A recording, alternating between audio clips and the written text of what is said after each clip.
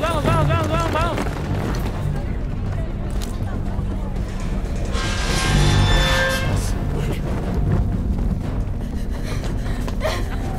Chinga.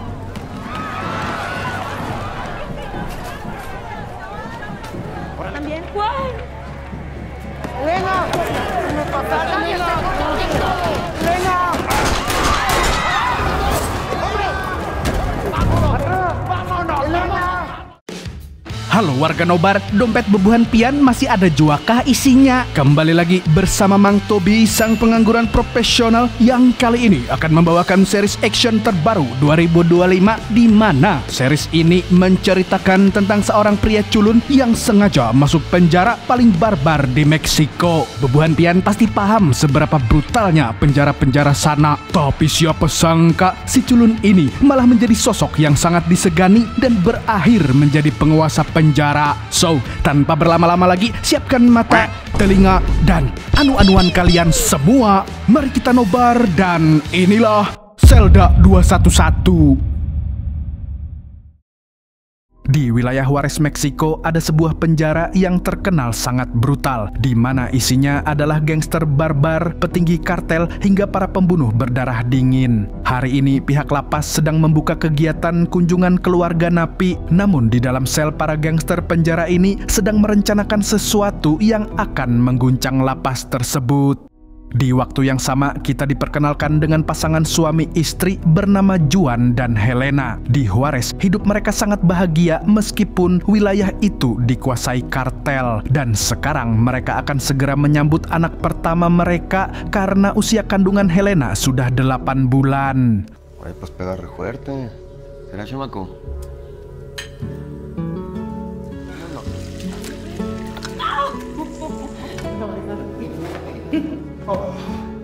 Di tempat lain kita diperlihatkan dengan pimpinan penjara bernama Chandara. Di tempat sepi ini dia bertemu dengan panglima kartel Mostros yang mari kita sebut saja Samidi. Seperti yang kita tahu, Meksiko adalah surga bagi kartel karena di sana pemerintah pun tunduk pada para mafia seperti Pablo Escobar. Tidak cuman itu, mereka bahkan bekerja sama. Nah, inilah yang terjadi antara Chandara dan Samidi. Intinya, Samidi memintanya untuk mengeluarkan akuntan kartel bernama Baldor yang saat ini ada di penjara. Dan tentu saja Chandara tidak bisa menolak karena dia takut dipenggal. Selama di lapas, Baldor tidak dikurung di dalam sel seperti yang lain. Karena dia aset kartel yang berharga, jadi dia memiliki ruangan khusus yang ber-AC. Selain itu, dia juga diberi fasilitas mbak-mbak LC supaya tidak bosan. Untuk mengeluarkan Baldor, Chandara langsung meminta bantuan dari ketua geng penjara yang bernama Kalanco. Dia merupakan mantan panglima Mostros yang harus mendekam di penjara demi pencitraan pemerintah. Karena kalau tidak, maka pemerintah akan dicap buruk oleh masyarakat sipil yang anti kartel. Di hari yang sama, Juan harus pergi ke lapas Juarez untuk mengunjungi seorang napi. Kebetulan lapas sedang ada jadwal kunjungan. Di sini kita akhirnya tahu kalau Juan adalah seorang pengacara HAM. Tugasnya adalah membela korban yang hak asasinya direnggut. Dalam hal ini ada seorang napi waria yang meminta keringanan hukuman karena dia dihukum secara tidak adil. Di sisi lain, Kalanco sedang berada di selnya yang penuh dengan darah. Rupanya, dia tengah melakukan sebuah ritual bersama seorang dukun, di mana dia menumbalkan seekor ayam jago untuk para leluhur.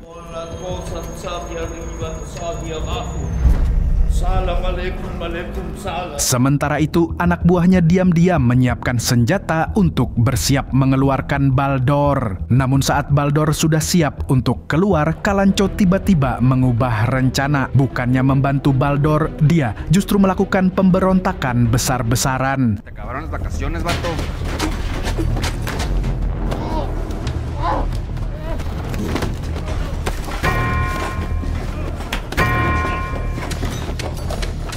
Tidak hanya itu, Kalanco CS juga pergi ke sel blok selatan dan menghabisi semua anggota kartel Mostros.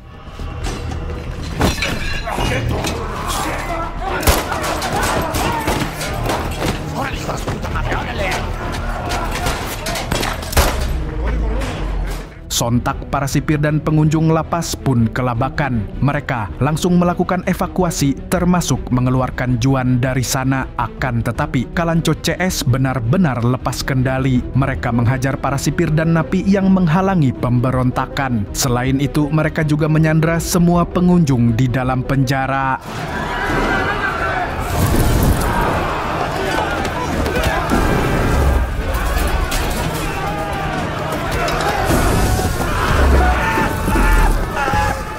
Di tengah huru-hara ini, Juan terjebak di sebuah blok yang lokasinya jauh dari para sandera. Di lain pihak, utusan Mostros berusaha mengeluarkan Baldor karena Kalanco dianggap telah berkhianat. Namun saat akan keluar dari lapas, Kalanco CS berhasil menghadang mereka. No sabes lo que está haciendo, ¿verdad? Sementara itu, Juan yang terjebak pun sangat ketakutan. Apalagi dia melihat ada napi yang dibakar hidup-hidup. Melihat kekacauan ini, Candara selaku kepala lapas pun pusing 7 keliling. Dia dan kepala sipir yang bernama Ramirez terlihat cemas. Bukan hanya karena pemberontakan, tapi juga karena Baldor gagal keluar dari penjara. Alhasil dia pun diancam oleh Samidi. Jika gagal mengeluarkan Baldor, maka dia dan keluarganya akan dihabisi. Más le vale que me lo entregue hoy. Que no le quede duda de que estamos en eso. Usted es nomás el recadero.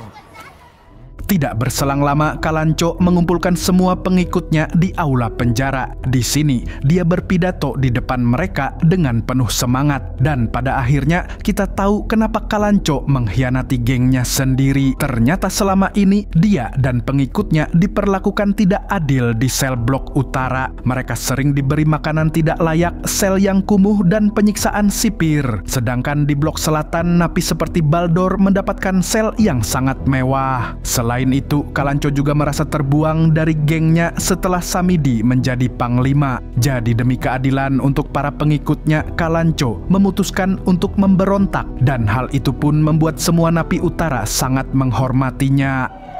Licor para él y su Jaimita. ¡Nos van a escuchar! Setelah itu, Kalanco menyeret Baldor ke sel rahasia dengan nomor 211, di mana sel tersebut adalah tempat penyiksaan dengan suhu yang sangat dingin di bawah 5 derajat. Kalanco mengancam akan membiarkan Baldor mati kedinginan jika dia tidak mau membocorkan data keuangan kartel. Intinya, Kalanco ingin meruntuhkan kartel Mostros melalui bukti penggelapan pajak dan bukti transaksi haram. Di sisi lain, Juan berusaha keluar dari sana tapi tidak ada akses sama sekali. Dan karena takut dibunuh, dia pun terpaksa menyamar sebagai napi baru. Namun saat sedang bersembunyi, dia malah ketahuan oleh anak buah Kalanco yang bernama Pablo. Melihat ada orang asing, Pablo pun menodongkan senjata api yang dia buat dengan gas LPG. Sontak, Juan pun berusaha meyakinkan si botak ini bahwa dirinya adalah napi baru yang tidak tahu apa-apa.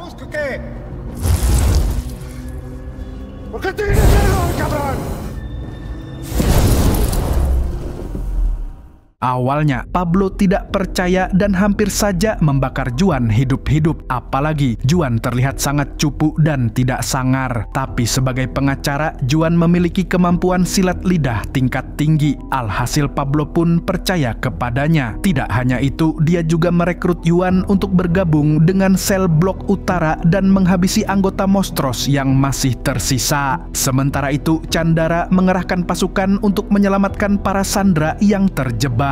Melihat kedatangan pasukan tersebut, napi-napi utara pun kembali membrutal.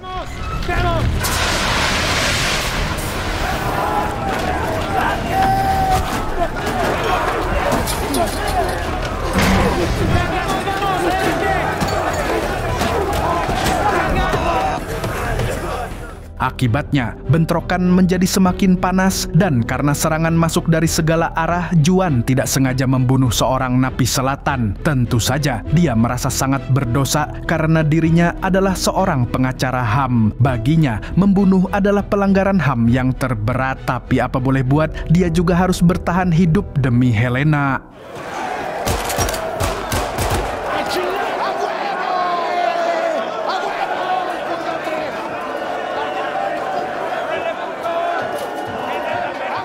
Sementara itu di luar lapas, warga mulai curiga karena melihat kepulan asap dari dalam. Mereka pun mulai menanyakan pada para sipir apa yang sedang terjadi di dalam penjara. Namun, para sipir berusaha menutupi masalah ini. Di sisi lain, Chandara pergi ke sebuah lorong untuk menemui Kalanco. Di sana, dia benar-benar marah dengan sikap Kalanco yang tiba-tiba berkhianat pada kartel. Dia pun memperingatkannya bahwa Samidi tidak akan tinggal diam. Panglima kartel itu pasti akan menggantungnya beserta seluruh keluarganya. Setelah Chandara pergi, Kalanco menghubungi adiknya menggunakan HP selundupan. Intinya, dia menyuruh sang adik untuk kabur ke Amerika sebelum pasukan Samidi datang menangkapnya.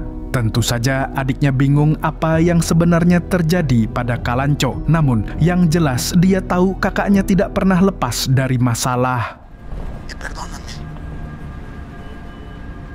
Di lain pihak, Juan sedang meratapi apa yang baru saja dia lakukan. Dia sangat terpukul karena tangannya yang biasa digunakan untuk membantu orang kini telah kotor dengan darah. Dan parahnya lagi, dia sekarang harus berpura-pura jadi napi. Kemudian, Kalanco dibuat marah oleh anak buahnya yang memperlakukan Sandra seperti binatang. Meskipun seorang gangster, Kalanco ini masih memegang prinsip untuk tidak melukai orang yang tidak bersalah, kecuali kalau ada Sandra orang Amerika. Oleh karenanya, dia mengurung para Sandra ke sebuah sel sampai semua tuntutannya dipenuhi pihak lapas.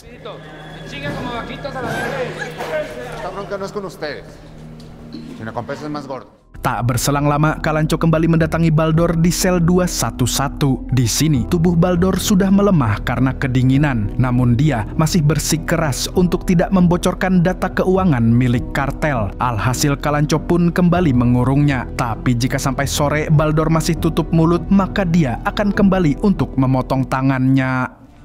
Vamos a salir de aquí. Si sueltan la sopa, nos ayudan. Bersamaan dengan itu, Juan sedang diospek oleh tangan kanan Kalanco yang bernama Carajo. Juan dipaksa membuka celananya karena Carajo adalah seorang laki-laki hombreng. Dan sepertinya dia menyukai Juan karena sangat tampan. Tak lama kemudian, Kalanco mengajak anak buahnya termasuk Juan untuk menjarah kamar sel Baldor. Di sana, mereka sangat terkejut karena ada HP, senjata api, sofa empuk, TV, hingga kursi gaming. Mereka pun merampas semua itu lalu menyalakan TV untuk melihat perkembangan di luar lapas. Dan ternyata para wartawan sudah berada di depan gerbang untuk memberitakan penyanderaan yang dilakukan Kalanco. Fiscalía estatal ni el municipio se han acercado a darnos algún tipo, se han acercado a ver las farolas de humo negro que se pueden ver desde sobre qué es lo que está sucediendo en estos momentos. Melihat berita tersebut, Kalanco sedikit panik. Dia pun meminta saran dari para pengikutnya bagaimana cara untuk mengulur waktu sampai Baldor mau buka mulut. Di sini, Juan melihat sebuah kesempatan. Dia kemudian memberi saran agar Kalanco membuat permintaan palsu pada lapas. Misalnya, meminta kasur, miras, atau rawon setan. Setelah itu, tuntutan ini harus direkam dan disebar ke media. Awalnya, saran Juan ditertawakan oleh Carajo dan napi lain. Namun Kalanco justru menganggap ide tersebut sangat brilian. Dan hal itu pun membuat Carajo mulai tidak suka dengan Juan. Dia sangat khawatir kalau posisinya akan tergantikan. Tanpa pikir panjang, Juan pun diminta untuk merekam videonya dan saat itu juga video itu langsung viral di mana-mana hingga terdengar oleh Helena. Sontak, Helena pun terkejut bukan main karena saat pagi suaminya izin untuk mengunjungi lapas sebagai pengacara, tapi sekarang dia malah jadi tahanan. Di sisi lain, Gubernur Juarez yang bernama Ibu Ortega pun langsung membuat konferensi pers. Dia berjanji akan segera menyelesaikan semua tuntutan para napi. Setelahnya, dia berbicara dengan seorang agen di IE yang sedang mengincar kartel Mostros. Intinya, mereka akan bekerja sama untuk meringkus kartel itu sampai ke akarnya, dengan harapan Bu Gubernur bisa menang di Pilpres tahun depan. Discretamente, por supuesto. No se preocupe. Si usted quiere, nosotros podemos ayudarle. Bersamaan dengan itu, Juan mendatangi sel Sandra untuk menemui sipir bernama Castro, di mana Castro adalah orang yang menyambutnya tadi pagi. Jadi, dia pasti tahu identitas aslinya. Di sini, Castro berbisik dan memberitahu lorong rahasia yang terhubung langsung dengan sipir penjaga. Jika berhasil menemukannya, maka Juan bisa dibantu untuk keluar lewat jalur belakang. Tapi sialnya, Juan malah dipanggil ke sel milik Kalanco. Di tempat yang gelap itu, Kalanco menceritakan kalau dia sering melakukan ritual dengan tumbal ayam jago. Sejak melakukan ritual, dia jadi semakin sadar kalau dirinya sudah dibuang oleh geng Mostros. Dan sebagai orang yang punya harga diri, dia tidak akan tinggal diam. Geng itu harus hancur bagaimanapun caranya. Dia juga berharap bahwa Juan mau membantunya dalam rencana tersebut. Di lain pihak, ada seorang napi bernama Yori yang diam-diam mengkhianati Kalanco. Di sini, dia bekerja sama dengan Ramirez, si kepala sipir, untuk mencari di mana Baldor disekap. Dan jika berhasil, maka Ramirez akan mengeluarkannya dari penjara. Yori pun langsung menyuap salah satu napi lansia dengan barang haram, yang mana napi lansia ini adalah informan yang tahu segala informasi di lapas tersebut. Namun, Yori tidak sadar kalau Pablo sedang mengawasi gerak-geriknya. Jauh di luar lapas, Samidi mulai bertindak untuk melawan Kalanco. Dia pun mengerahkan pasukannya untuk memblokade seluruh jalan menuju lapas.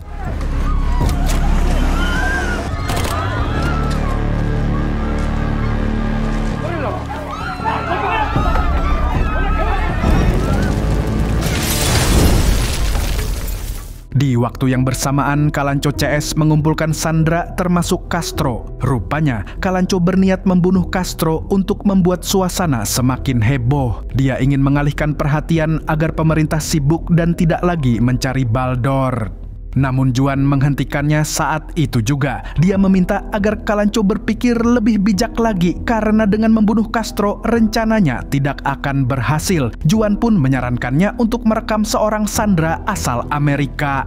Video itu pasti viral dan akan membuat pemerintah Amerika ikut campur. Alhasil, semua orang akan fokus ke masalah tersebut dan melupakan keberadaan Baldor. Setelah dipikir-pikir, Kalanco pun setuju dengan ide tersebut.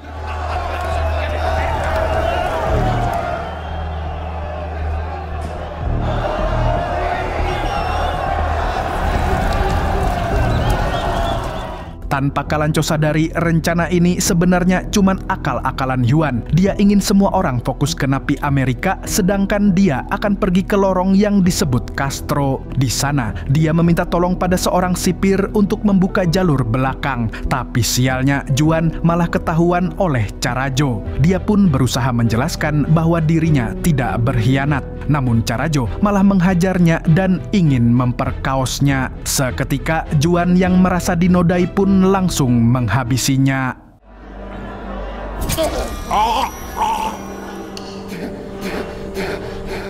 Agar tidak ketahuan, Juan menyembunyikan jasadnya di ruangan yang jarang dimasuki. Kemudian, dia menghapus sidik jari dan semua darah di tubuhnya. Kali ini, dia benar-benar sadar bahwa di penjara ini, dia hanya punya dua pilihan, membunuh atau dibunuh.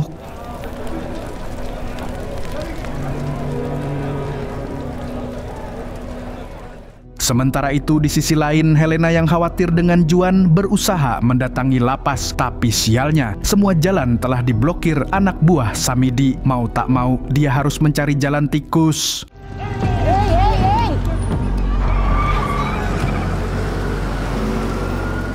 Di kantor gubernur, Ortega menelpon Candara dan memintanya untuk menunggu dulu. Jika situasinya semakin tidak terkendali, maka dia akan mengirim pasukan bersenjata. Di sini terungkap kalau Ortega juga bekerja sama dengan kartel Mostros sebelumnya. Tapi karena sudah kong kali kong dengan agen DIE, dia pun diam-diam punya rencana sendiri. Di lain pihak, Kalanco kembali mendatangi sel 211. Dia sekali lagi mendesak agar Baldor mau memberikan data keuangan Mostros. Bahkan, dia mengajaknya untuk menghancurkan kartel itu bersama-sama. Kalanco mengatakan kalau suatu hari nanti Baldor juga akan dibuang seperti dirinya. Jadi, dia mengajaknya untuk bergabung. Namun sayangnya, Baldor tidak percaya kata-katanya. Alhasil Kalanco pun memberi ultimatum yang intinya jika dia tidak akan segan memotong tangannya. Era muy crudo, cabrón. ¿Cuál verdad? A ver quién canta primero. Di tengah situasi yang makin kacau, Helena justru nekat mendatangi lapas. Walaupun jalan diblokir, dia tetap bisa sampai ke sana. Dia kemudian mendesak sipir agar dibolehkan masuk menemui suaminya. Akan tetapi, sipir itu tidak mengizinkannya. Selain mematuhi protokol, dia juga kasihan dengan Helena yang sedang mengandung. Di dalam lapas, situasi menjadi semakin panas. Kali ini, Kalanco mulai sadar kalau Charajo menghilang. Dia pun mengerahkan anak buahnya untuk mencari. Di sini, Juan mulai panik dan tidak tahu harus melakukan apa. Sementara itu, si Pablo memberitahu Kalanco kalau Yori telah bekerja sama dengan Ramirez dan pada akhirnya dia pun ketahuan. Di saat yang bersamaan, para napi akhirnya menemukan jasad Charajo yang mengenaskan. Sontak, Pablo pun langsung menuduh Yori sebagai pelakunya, sedangkan sebagian napi curiga kalau Juan adalah pelaku sebenarnya. Untuk membuktikan siapa yang berkhianat, Kalanco pun menyuruh Juan dan Yori berduel dengan tangan kosong.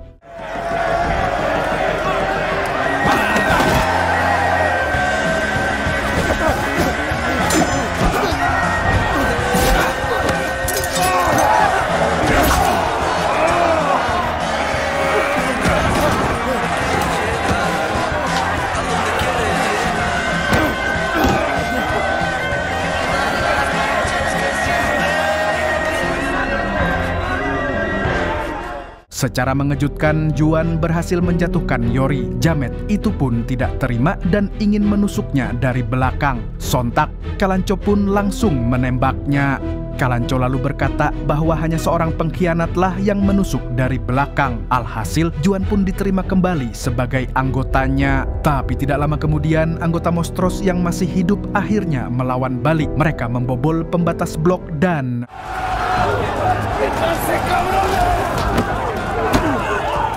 Di tengah perang tersebut, Juan dan Castro langsung membawa para sandera ke jalur belakang. Di sisi lain, Chandara menyuruh Ramirez untuk mengamankan semua sandera tersebut. Namun saat Juan hendak ikut, Ramirez malah menodongnya dan melarangnya untuk keluar. Rupanya, dia ingin menjadikan Juan sebagai mata-mata di dalam penjara. Tapi tentu saja Juan tidak mau karena dia ingin segera bertemu istrinya. No está entendiendo la gravedad del problema, licenciado. Perdemos a Baldor Echevarría. Me voy a encargar de usted y de su mujer embarazada. Tiene una hora. ¡Déjame salir, cabrón!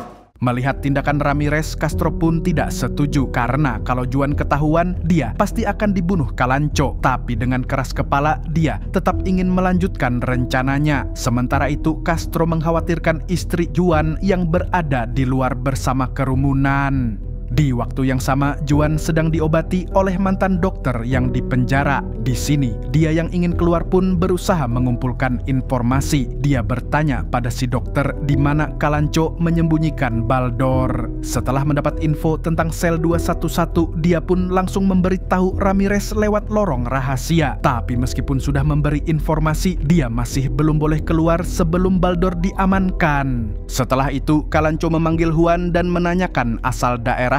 Juan pun berkata kalau dia dari Juarez sama dengan Kalanco. Di sini, Juan membuat Kalanco semakin percaya padanya, terutama ketika Juan mengatakan kalau dia adalah saudaranya karena sama-sama besar di tempat yang brutal. Tak berselang lama, pihak lapas akhirnya memenuhi permintaan Kalanco, yaitu mengirim banyak daging dan fasilitas lainnya. Alhasil para napi pun langsung berpesta pora.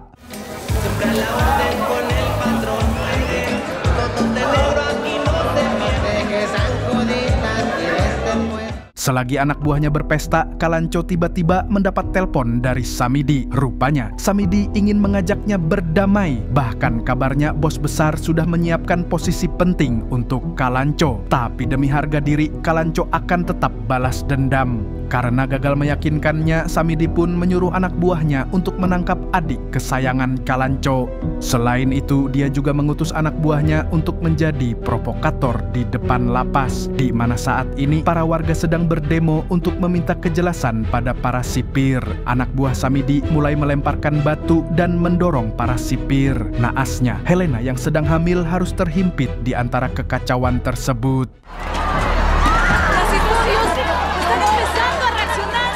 Tanpa Kalanco sadari, kekacauan yang terjadi di luar adalah strategi Samidi untuk mengalihkan perhatian. Karena ketika sipir sibuk menenangkan pendemo, anak buah Samidi diam-diam melemparkan sebuah mayat ke dalam lapas. Dan tidak disangka-sangka, ternyata itu adalah mayat adik perempuan Kalanco.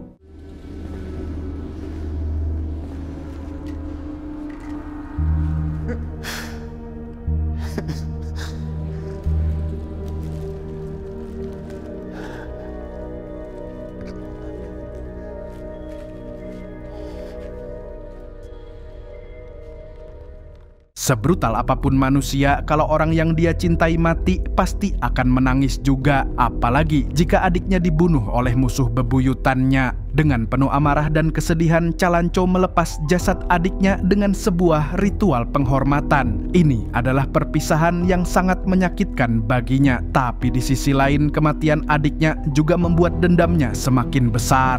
Sementara itu di kantor gubernur, Ortega mengutus pasukan SWAT untuk mengamankan pendemo. Padahal semua kekacauan itu terjadi karena ulah dari anak buah Samidi. Tapi yang namanya pemerintah, mereka tidak benar-benar peduli dengan rakyat. Meskipun ada Helena yang sedang hamil, pasukan itu tetap melakukan kekerasan.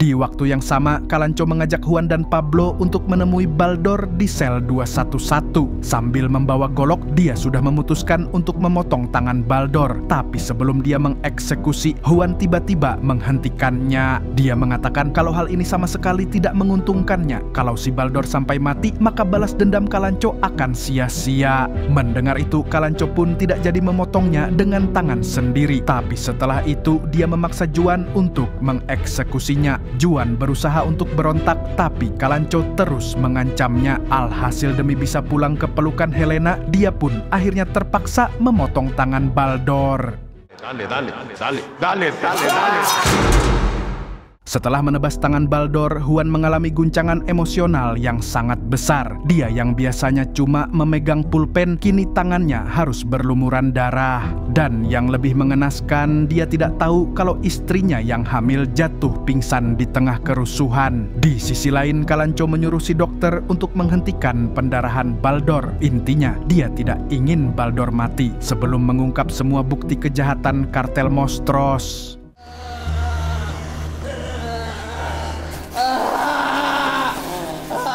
Bersamaan dengan itu, Helena mengalami kontraksi dan harus segera dibawa ke rumah sakit. Jika tidak, maka dia dan bayinya bisa mati di tempat. Beralih ke pusat kota, di sini Ortega kembali bertemu dengan agen DIE. Namun sang agen justru memutuskan kerjasama dengannya karena selama ini Ortega sudah main dua kaki. Di satu sisi dia membantu DIE, di sisi lain dia juga kong kali kong dengan kartel. Jadi mulai sekarang DIE akan bertindak sendiri dan kemungkinan Bu Gubernur juga bisa ikut ditangkap. Singkat cerita, Candara menyuruh Castro untuk bernegosiasi dengan Kalanco. Intinya, dia bersedia memberikan bantuan medis agar Baldor tidak mati. Tapi syaratnya, napi Amerika yang masih ditahan harus dilepaskan. Setelah setuju, Kalanco dan Juan membawa Baldor ke mobil ambulans untuk dirawat. Namun di tengah perawatan itu, Juan mendengar nama Helena, yang tentu saja dia berusaha keluar dari sana demi menemui istrinya.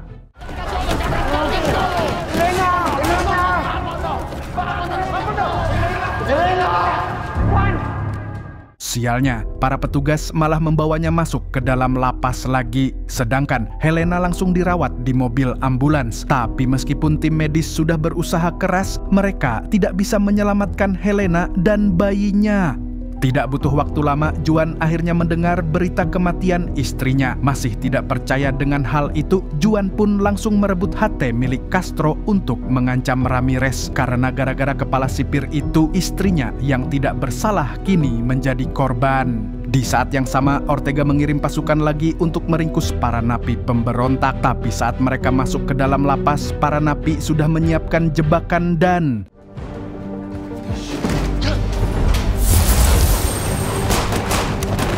Bienvenido a tu propio infierno, cabrón. Setelah menghabisi pasukan itu, para napi menyeret Ramirez ke aula pertarungan. Di sana, Calancho mempersilakan Juan untuk balas dendam pada kepala sipir itu. Sebelum itu, Juan bertanya sekali lagi apakah istrinya benar-benar mati, dan Ramirez pun memberitahu kalau Helena tidak bisa diselamatkan. Mendengar itu, amarah Juan pun semakin besar dan langsung menghabisinya. ¿Cómo está mi mujer?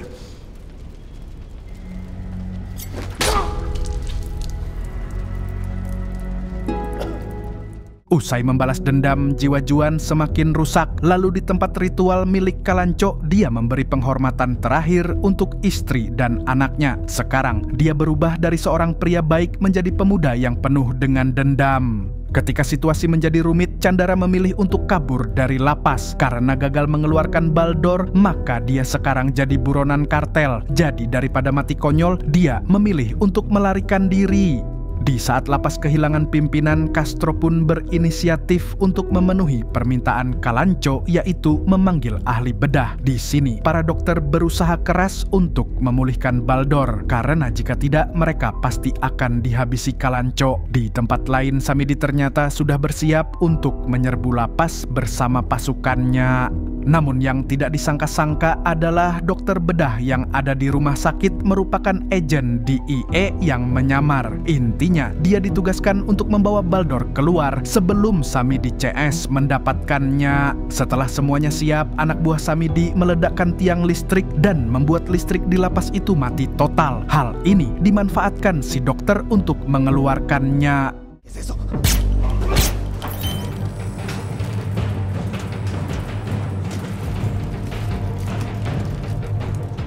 Tapi sebelum mereka keluar, Juan memberikan sebuah koper berisi tangan Baldor. Dia menitipkan pesan pada salah satu dokter untuk memberikan koper itu ke DIE. Dia berkata bahwa sidik jari Baldor bisa digunakan untuk membuka akses keuangan kartel. Jadi dia berharap DIE bisa menggunakannya untuk menangkap para petinggi Mostros. Di sini, si dokter mengajak Juan untuk keluar bersama. Namun Juan menolak karena dia ingin melakukan sesuatu terlebih dahulu. Tanpa Juan sadari, ternyata Calancho menguping semua perbincangannya dengan si dokter bedah. Di tengah perjalanan, Kapten DIE menghubungi si dokter bedah untuk segera membawa Baldor ke tempatnya. Tapi ternyata si dokter bedah memilih untuk berkhianat. Dia justru ingin menyerahkan Baldor ke pihak gubernur.